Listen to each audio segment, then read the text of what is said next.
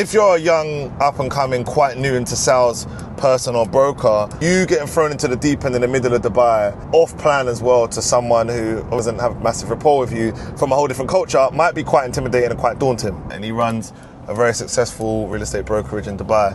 We're just talking about some of these new starters. Some of the brokers that are just getting into this industry, some of their problems is off-plan, and I highlight off-plan, it applies to everything, but off-plan generally, you're speaking to investors who are from all over the world, different cultures, different backgrounds. If you're a young, up-and-coming, quite new into sales person or broker, that's maybe not left their town back home, not traveled the world, and not very worldly knowledgeable, right? Spending $500,000, whatever it may be, property, off plan as well, to someone who doesn't have massive rapport with you. Understanding the importance of life experience in a sale. Like, let's just forget about sales tactics, and nothing can compare with just being able to speak to all different types of people from all different places in the world. And that is something that you can't buy, you can't really learn in a course. It's something that over time you learn from life experience, but only if you're actively seeking it.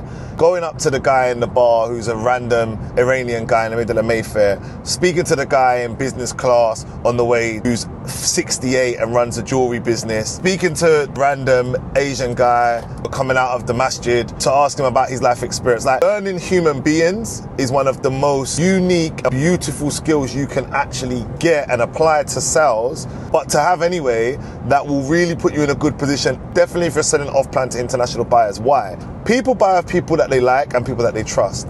If someone feels alienated by you, for example, old Arab guy, young Cockney guy from Essex, never left his area, doesn't even know how to speak to anyone outside of his culture, has no rapport, doesn't understand anything about the Arab culture, naturally it's going to be difficult for you, and you're going to find certain things intimidating.